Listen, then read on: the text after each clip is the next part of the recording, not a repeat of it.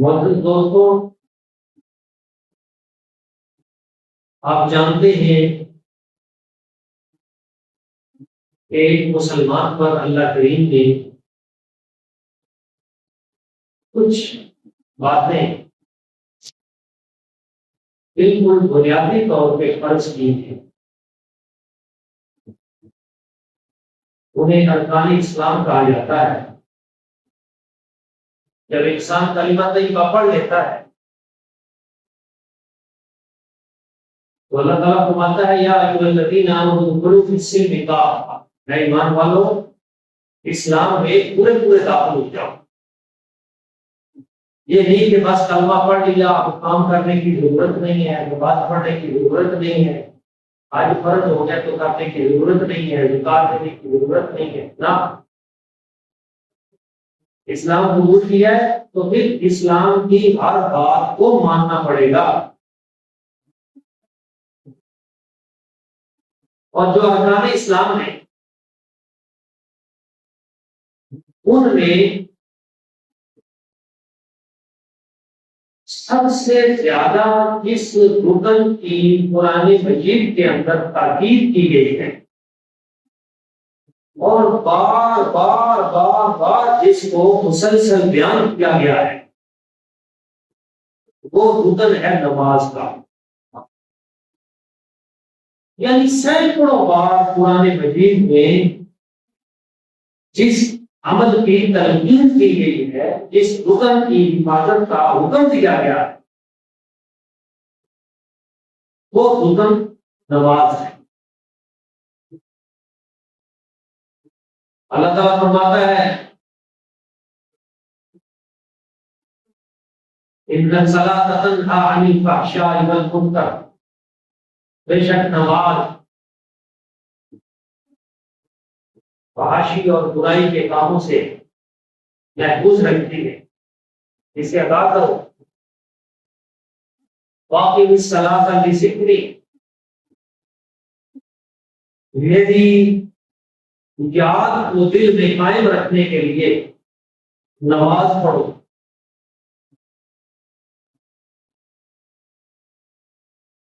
اسی طرح سورہ الکوثر میں حکم دیا فصلی لربک وانحر، اپنے رب کی نماز پڑھ اور قربانی دے۔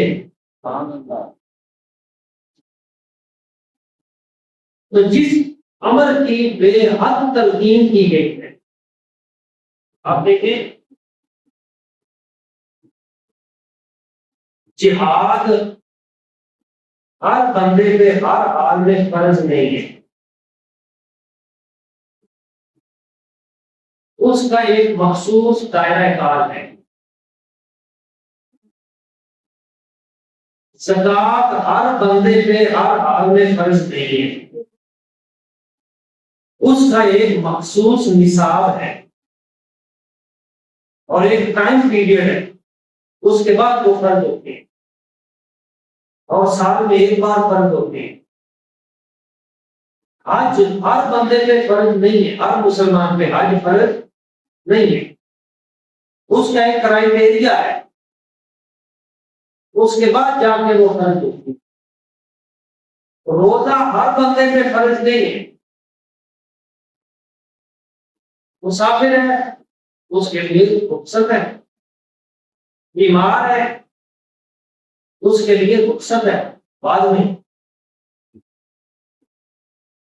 لیکن نماز ایسا فریضہ ہے جو ہر کلمہ کو مسلمان پر جب وہ سطح بلوغت میں قدم رکھ لیتا ہے تو پھر اس پہ روزانہ 5 مرتبہ فرض۔ اس سے اس کی اہمیت کا آپ کو اندازہ ہو گیا ہوگا کہ یہ زکات کی طرح سال بعد نہیں ہے، یہ حج کی طرح صاحب نصاب ہونے کے بعد سال بعد نہیں ہے، اس کے لیے صاحب نصاب ہونا بھی لازمی نہیں ہے۔ کوئی غریب ہے اس پہ پھر بھی فرض ہے، امیر ہے اس پہ بھی فرض ہے، مسافر ہے تو اس پہ بھی فرض ہے، مقیم ہے تو اس پہ بھی فرض ہے۔ اس کی کیفیت میں جو تبدیلی وہ ممکن ہے لیکن نفس فرضیت اس پہ لازم ہے۔ اس لیے جتنی زیادہ تاکید جس چیز کی گئی ہو اتنا ہی زیادہ اس شے کا اہتمام بھی کرنا چاہیے۔ قیامت والے دن آپ دیکھیں جس چیز کی تاکید جتنی زیادہ ہے وہ نہ کرنے پر اس کی وعید بھی اتنی زیادہ ہے، یعنی سزا بھی اتنی زیادہ ہے۔ آپ دیکھیں اللہ تعالیٰ قرآن مجید میں فرماتا ہے فَخَلَفَ مِن بَعْدِهِمْ خَلْفٌ أَضَاعُوا الصَّلَاةَ وَاتَّبَعُوا الشَّهَوَاتِ فَسَوْفَ يَلْقَوْنَ غَيًّا۔ یہ پہلے اچھے لوگ تھے، نمازیں پڑھتے رہے، پھر جب آگے ان کی اولادیں آئیں آگے تو نسل در نسل جب آگے کام چلا تو وہ لوگ بعد میں آئے میدان میں فَخَلَفَ مِن بَعْدِهِمْ خَلْفٌ أَضَاعُوا الصَّلَاةَ، جنہوں نے نمازیں ضائع کرنی شروع کر دی، نمازوں سے غافل ہو گئے، کوئی نہیں یار چھٹ پڑا پھر پڑھنا ہے، اور یہ بڑا ٹائم پہ آئے، بڑی زندگی پئی ہے، ابھی تو جوانی ہے، کوئی بات نہیں خیر ہے، بڑھاپے میں جا کے نمازیں پڑھنی۔ یاد رکھیں جس کو جوانی میں نصیب نہیں ہوتی بڑھاپے میں بھی نہ۔ جوانی میں جو بندہ کھڑا ہو گیا اللہ بڑھاپے میں بھی اسے ہی توفیق دے گا، ورنہ آپ دیکھیں گے معاشرے میں لاکھوں کروڑوں بوڑھے ہیں، ان کو پتا بھی ابھی ابھی موت آ رہی ہے، نماز کی طرف ان کا دھیان ہی نہیں، توجہ ہی نہیں۔ تو اللہ تعالیٰ فرماتا ہے کہ وہ لوگ جو بعد میں آئے ان لوگوں نے اضاعوا الصلاۃ، نمازیں ضائع کی، واتبعوا الشہوات، اور شہوتوں کے پیچھے لگ پڑے، شہوت نفسانی نے ان کا بیڑا غرق کر دیا، یعنی ان کے دل میں شہوت پیدا ہو گئی، کسی کے دل میں پیسے کی شہوت آ گئی، مال مال مال، نماز کو چھوڑو پیسہ اکٹھا ہو جائے، نماز کو چھوڑو بعد میں۔ کسی کے دل میں شہوت آ گئی کسی عورت کی، وہ اس کی جھوٹی محبت کے نشے میں وہ غرق ہوا پھرتا ہے، اس کو اذان کی آواز سنے بھی تو اسے سنائی نہیں دیتی۔ کسی کو شہوت پڑ گئی کسی اعلیٰ منصب کی، بھائی میری سیٹ بڑی اعلیٰ ہے، میں بہت اعلیٰ منصب میں ہوں، میرے پاس اتنا ٹائم ہی نہیں ہے، میری تو ذمہ داری بڑی ہے۔ گھروں میں بیویوں جو ہیں ان کے معاملات کئی مرتبہ سامنے آتے ہیں، کہتے ہیں ہم تو کام ہی بہت کرتی ہیں، نماز کا تو ہمارے پاس وقت ہی نہیں ہے۔ اور کئی مرد ہیں وہ کہتے ہیں نہیں جی کام بھی اتنا آ گئے، نماز کا ٹائم ہی نہیں۔ تو جس وقت اللہ تعالیٰ فرماتا ہے نمازیں ترک کرنی شروع کر دیتے ہیں، واتبعوا الشہوات، شہوتوں کے پیچھے چل پڑتے ہیں، فَسَوْفَ يَلْقَوْنَ غَيًّا، تو ان لوگوں کو ان قریب وادی غی میں پھینکا جائے گا۔ یلقون غیا، وادی غی کون سی ہے؟ جہنم کے اندر بھی بہت ساری وادیاں ہیں، بہت سارے جہنم کے بھی ایریے، تو جہنم کے تمام جتنے بھی ایریے ہیں ان میں جس جہنم کی وادی سے ساری جہنم روزانہ 70 بار پناہ مانگتی ہے اس کو وادی غی کہتے ہیں۔ 70 بار جس سے جہنم خود پناہ مانگتی ہے کہ یا اللہ اس سے دور کر مجھے، وہ اتنی بدبودار خوفناک سیاہ اور ہلاکت میں ڈال دینے والی وہ وادی ہے جس سے خود جہنم 70 بار پناہ مانگے۔ تو اللہ تعالیٰ فرماتا ہے جو لوگ شہوتوں کے پیچھے لگے اور نمازیں چھوڑ دی تو ان کا ٹھکانہ وہ ہے، یعنی جتنی زیادہ جس چیز کی تاکید تھی جب آپ نے اتنا ہی اس کو اگنور کیا تو قیامت والے دن عذاب بھی اتنا ہی زیادہ ہوگا۔ یوں سمجھ لیں کہ کسی بچے کا باپ اگر بیٹے کو روکے کہ بیٹا باقی جو مرضی کا، لیکن تم نے اس دکان پہ نہیں جانا، باقی جو مرضی کرنا، مگر ادھر تم گئے پھر نہیں چھوڑو، بلا تشبیہ و بلا تفصیل۔ وہ بچہ پھر ادھر جائے تو پھر اس کی پینٹی زیادہ لگے گی باقی معاملات میں، کیوں کہ اس چیز سے بار بار روکا گیا تھا۔ تو اللہ تعالیٰ بار بار جس چیز کا حکم دیتا ہے کہ تم نے نماز نہیں چھوڑنی، نماز نہیں چھوڑنی، نماز نہیں چھوڑنی 700 بار، اس سے بھی زیادہ، تو پھر اگر اس چیز کو ترک کر کے شرطوں کے پیچھے لگ گئے تو پھر اس کا عذاب بھی سخت ہے۔ آپ دیکھیں قرآن مجید میں ہے، اللہ تعالیٰ فرماتا ہے قیامت والے دن جنتی جنت میں چلے جائیں گے، دوزخی دوزخ میں چلے جائیں گے۔ جنتی جنت میں پہنچ کے دوزخی دوزخ میں چلے گئے تو جنتی دوزخیوں سے سوال کریں گے۔ اس کا مطلب ہے کہ جنتی جنت میں ہوتے ہوئے دوزخیوں کو دیکھ رہے ہوں گے، نگاہ اللہ جنتیوں کی اتنی اعلیٰ کر دے گا۔ جنت کہاں ہے؟ وہ سدرۃ المنتہا سے آگے، یہ سدرۃ المنتہا انتہا جنت وہ وہاں پہ، اور دوزخ کتنی دور ہے؟ تحت الثری میں، تو اتنے لاکھوں کروڑوں میل دور سے جنتی جہنمی کو دیکھے گا اور اسے بات بھی کرے گا، اور اللہ تعالیٰ کے لیے یہ کوئی ناممکن چیز نہیں ہے۔ آج کچھ لوگ نبیوں ولیوں ان بڑے بزرگوں کی آنکھوں نگاہ اور ان کے علم پہ اعتراض کرنا شروع کر دیتے ہیں۔ ان جاہلوں کو یہ نہیں پتا کہ قرآن تو کہہ رہا ہے یہ نگاہ اور یہ برکت تو ایک عام جنتی کو بھی اللہ تعالیٰ عطا کر دے گا۔ فرق یہ ہے کہ ہم کو جنت میں جا کے یہ برکت ملے گی، نبیوں کو اللہ نے اس دنیا میں یہ برکت عطا کر، فرق اتنا ہے۔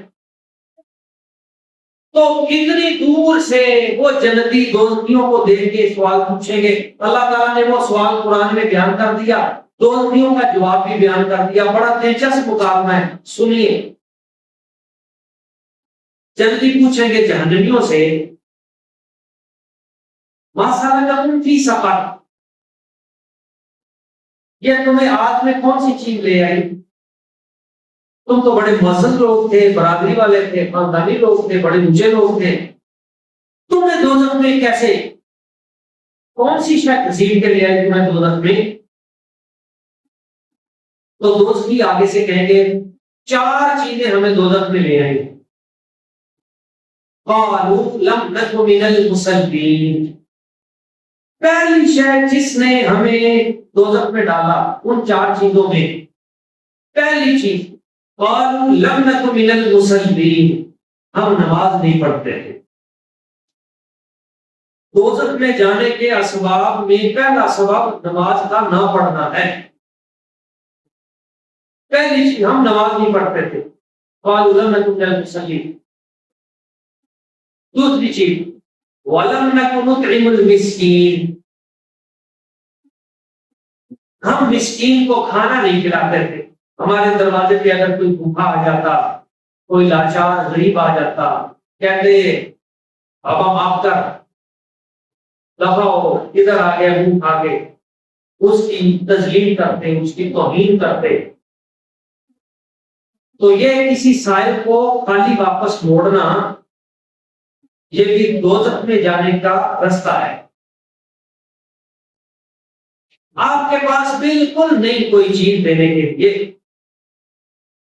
تو کم از کم آپ اس سے معافی مانگ لیں کہ یہ بڑی معذرت میرے پاس اس وقت نہیں ہے، پھر کسی وقت کم از کم اس کی توہین نہ کریں، اور کچھ ہے تو اس میں سے کچھ دے دیں۔ حضرت مجدد الثانی شیخ سعدی فاروقی رحمۃ اللہ تعالی، آپ فرماتے ہیں کیا اتنا کافی نہیں تیرے نفس کے لیے کہ اس نے تیرے آگے آ کے ہاتھ پھیلا دیا؟ تیرے نفس کے اطمینان کے لیے اتنا کافی نہیں ہے کہ اس نے تیرے آگے ہاتھ پھیلا دیا؟ اور تجھے اللہ تبارک و تعالیٰ کا شکر ادا کرتے ہوئے دے دینا چاہیے کہ شکر ہے تجھے اللہ نے اس کے آگے ہاتھ پھیلانے سے بچا لیا، ورنہ وہ رب تجھے بھی تو اس کے دروازے پہ بھیج سکتا، اس کی مہربانی ہے، اس نے اسے تیرے دروازے پہ بھیج دیا، اس کو کھانا کھلا دے، اس کو جو مشکل ہے اس کی پوری کر دے، دور کر دے۔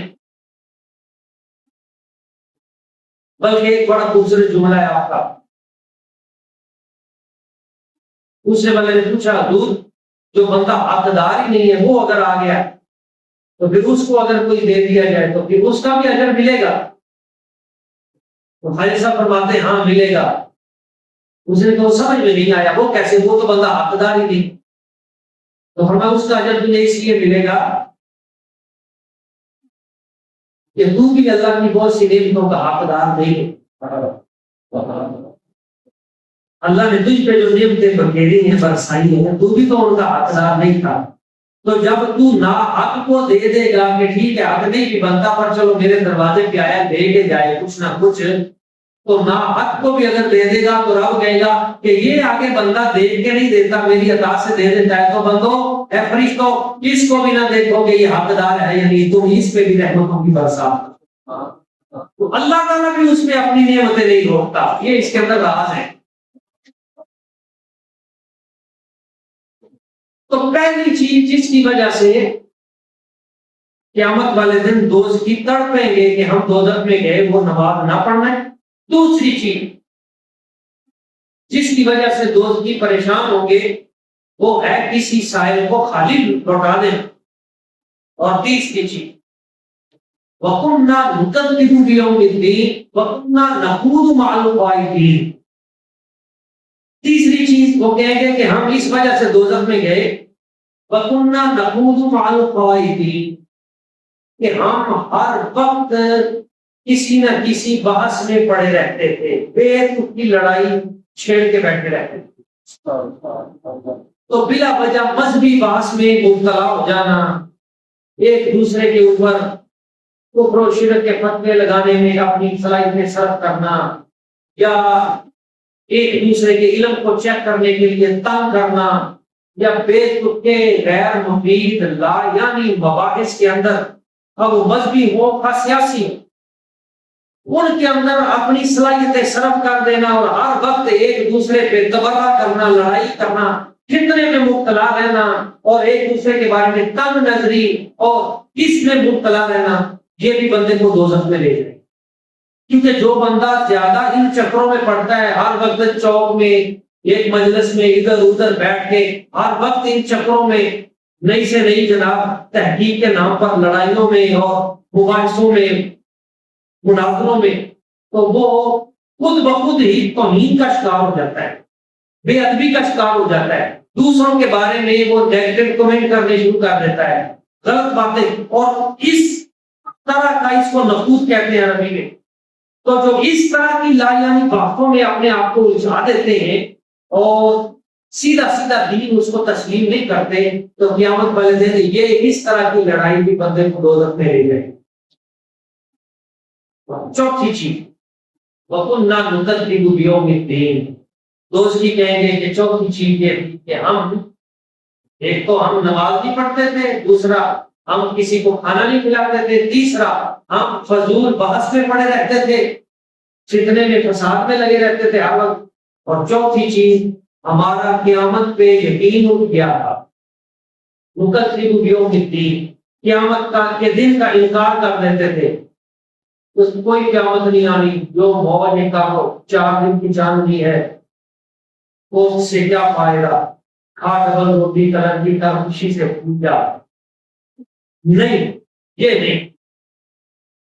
حضور فرماتے ہیں قیامت والے دن ایک بکری دوسری بکری کو جو اپنے سر سے جن کو پنجابی ہم کہتے ہیں ٹھوڈ مارنا، وہ جو بکری دوسرے کو مارے گی قیامت والے دن اللہ تعالیٰ اس بکری کو بھی بدلہ لے کے دے گا۔ تو قیامت پہ ہمیں یقین رکھنا چاہیے، قرب قیامت میں ایک ایک چیز یوم قیامت پہ، تو اس پہ جو لوگ یقین نہیں رکھتے تو قیامت والے دن وہ پچھتائیں گے اور اس بدعقیدگی کی وجہ سے وہ دوزخ میں چلے جائیں گے۔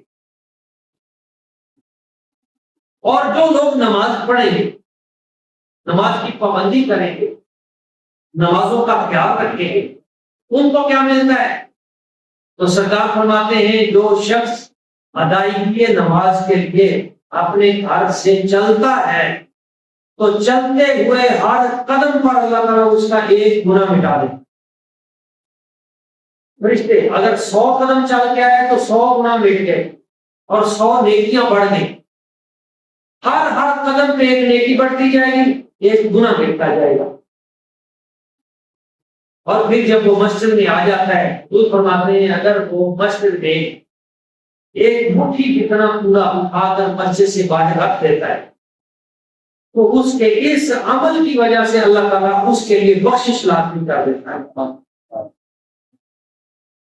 اور اس کوڑے کو جو اس نے باہر رکھا ہے مسجد سے صفائی کر کے اس کو بروں کا حق میں بنا دیتا ہے۔ سرکار نے فرمایا جو شخص مسجد میں ایک قندیل لگا دے، قندیل پہلے دور میں ہوتی تھی جس کے اندر چراغ روشن کیے جاتے تھے، وہ تیل ڈالا جاتا تھا، تو آج کے دور میں ایک بلب سمجھیے روشن کرتا ہے، تو اللہ تعالیٰ فرماتا ہے فرشتوں اس نے ہمارا گھر روشن کیا، ہم اب اس کا گھر روشن کریں گے، اس نے ہمارے گھر کا خیال رکھا ہے، اب اس کے گھر کا خیال رکھنا ہم پہ لازم ہو گیا۔ تو اس کے معاملات اللہ تعالیٰ خود خزانہ غیب سے پورے فرماتا ہے۔ تو یہ برکتوں والے سلسلے اللہ تعالیٰ فرماتا ہے اس نے جعل الملائکہ اولی اجنحۃ مثنی وثلاث ورباع، اللہ تعالیٰ نے فرشتے بنائے ہیں اولی اجنحۃ مثنی، اور فرشتے ہیں پر کے ساتھ، ان کو پر بھی عطا کی، مثنی کسی کو 2 عطا کیے ہیں، وثلاث کسی کو 3 پر عطا کیے ہیں، ورباع اور کسی کو 4 پر عطا کیے۔ وہ ان پروں سے سدرۃ المنتہا کی طرف سفر کرتے ہیں، قرب الہی کی طرف بڑھتے ہیں۔ تو کہا کسی کو 2 دیے، کسی کو 3، کسی کو 4 پر، وہ ان سے ہمارے قرب کی طرف آتے۔ تو یا اللہ امت محمدیہ کو کیا عطا کیا؟ تو فرمایا ہم نے اپنے محبوب کی امت کو بھی اپنی طرف آنے کے پر عطا کیے ہیں۔ یا اللہ وہ کون سے پر ہیں؟ ہم تو نہیں اڑ سکتے، تو ہمیں کون سے پر عطا کیے ہیں؟ تو فرمایا تمہیں فجر کے 2 فرض جو عطا کیے ہیں یہ 2 پر ہیں، ظہر کے 4 فرض، عصر کے 4 فرض، عشاء کے 4 فرض، یہ تمہارے 4 پر ہیں۔ مغرب کے 3 فرض، وتر 3، یہ بھی پر ہیں۔ تو فرشتوں کو ہم نے 2، 3، 4 عطا کیے، تو تمہیں بھی 2، 3، 4 عطا کیے، فجر، ظہر، عصر، مغرب، عشاء کی صورت میں۔ اور یہ تو وہ پر ہیں فرضوں کی صورت میں، ان کے ساتھ ساتھ جو سنتیں ہیں، ان کے ساتھ ساتھ جو نوافل ہیں، تو وہ ان پروں کی مضبوطی کو اور بڑھا دیں گے۔ تو فرشتہ تو یا 2 سے اٹھیں گے، یا 3 سے، یا 4 والا 4 سے، تو تمہارے حق اچھے سارے ہوں گے۔ اس لیے جب یہ بارگاہ رب العزت کی طرف پرواز کریں گے تو فرشتے بھی ان کے کہیں گے یا اللہ یہ تیری کون سی مخلوق ہے جو ہمارے تو قابو میں نہیں آ رہی اور اتنی تیزی سے تیرے قرب کا راستہ اختیار کر رہی ہے؟ تو فرمایا جائے گا یہ میرے پیارے محبوب محمد مصطفیٰ احمد مصطفیٰ صلی اللہ علیہ وسلم حضور کی امت ہے، یہ فرض نمازیں ادا کیا کرتی تھی، ان نمازوں کی برکت سے ان کو ہم نے اپنا قرب رکھا۔ تو جو بندہ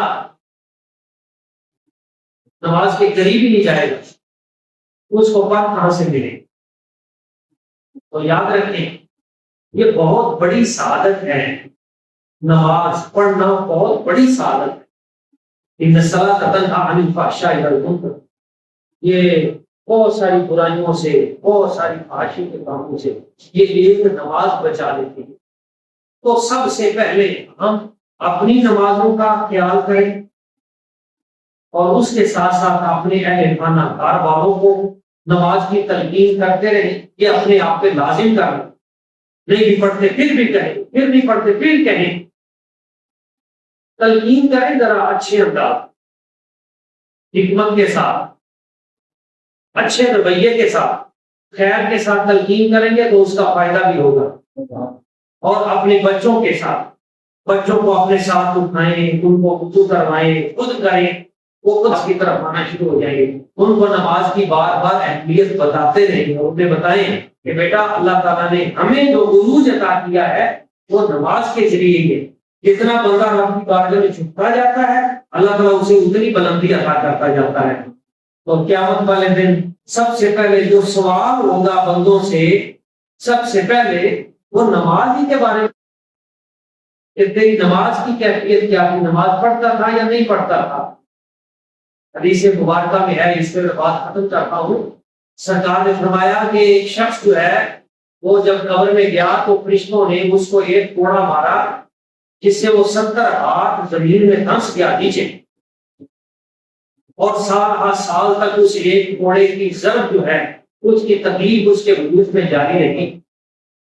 تو پوچھا گیا، اس نے پوچھا کہ فرشتوں یہ کوڑا تم نے مجھے کیوں مارا، عذاب کا کوڑا، مجھ سے کون سا گناہ ہوا تھا؟ تو بتایا جائے گا کہ تو نے ایک مرتبہ بغیر وضو کے نماز پڑھ لی۔ تو جس نے بغیر وضو کے نماز پڑھی اس کا حال بھی یہ ہے، تو جو پڑھتا ہی نہیں ہے اس کا کیا حال ہوگا؟ تو خوف خدا آنا چاہیے دلوں میں۔ دنیا کا بہت بڑا بادشاہ تھا امیر المومنین حضرت عمر بن عبدالعزیز، یعنی جنہیں ثانی عمر کہا جاتا ہے، یعنی حضرت امام حسن کے بعد اگر کسی کو خلیفہ راشد کہا گیا ہے تو وہ حضرت عمر بن عبدالعزیز ہے۔ اتنا بڑا آدمی،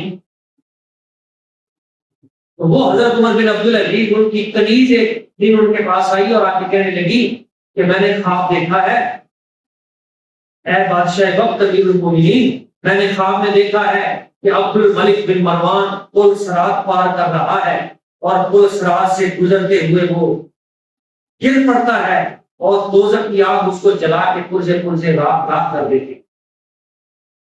پھر میں نے ولید بن عبد الملک کو دیکھا، پھر میں نے اس طرح، اس نے چند بادشاہوں کے نام لیے، میں نے ان کو دیکھا خواب میں، وہ پل صراط سے گزرتے ہیں اور دوزخ میں گرتے چلے جاتے ہیں۔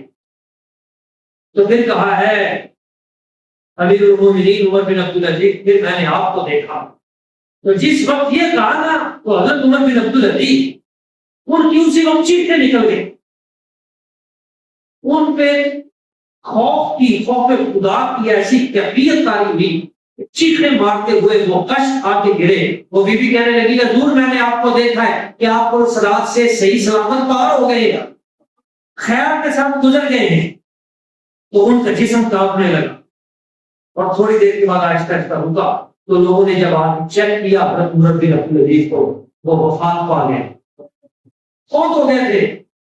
دنیا کا اتنا بڑا امیر المومنین حضرت عمر بن عبدالعزیز، پل صراط سے گزرنا ہے، اس کیفیت کو سن کر کے پھر میں نے آپ کو دیکھا، تو یہ سوچ کے کہ میرا کیا بنے گا۔ اتنا نیک آدمی، اور اس خوف خدا و تقوی کی وجہ سے وہ بندے کی جان چلی گئی۔ حالانکہ اس نے بتا بھی دیا کہ آپ پار ہو گئے، لیکن اس سے پہلے اس پہ جو کیفیت بن گئی تھی وہ واپس نہ آ سکی۔ تو دوستو یہ زندگی بڑی مختصر ہے، صبح شام میں اعلان ہو رہے ہیں، فلاں قضاء الہی سے، فلاں رضا الہی سے چلا گیا، بڑے بڑے ہمارے بڑے بڑے۔ تو ہم نے بھی ایک دن وہ اعلان سننا ہے، ہم نہیں سنیں گے، باقی لوگ تو سنیں گے، فلاں چلا گیا۔ تو جب جانا ہے تو بھائی کوئی نہ کوئی اچھا کام کر کے جاؤ، قبر کے فرشتے بھی حجاب کریں، اللہ تعالیٰ کی بارگاہ اقدس کے اندر بھی پیش ہونا ہے۔ تو اس پیشی کے لیے اپنے آپ کو تیار رکھیں، اور اس کے لیے سب سے بہترین رستہ نماز کا ہے کہ اپنی نماز سے غافل نہ تہیا کر لیں کہ جو دنیا کا مردی مشکل سے مشکل اہم سے اہم کام ہے وہ جائے بھاڑ میں، سب سے پہلے نماز ہے۔ نماز کو ترک نہیں کرنا۔ اللہ تعالیٰ کی بارگاہ قدس میں دعا ہے اللہ تعالیٰ ہمیں ان مفید باتوں پہ عمل کرنے کی اور آگے پہنچانے کی توفیق عطا فرمائے۔ آمین۔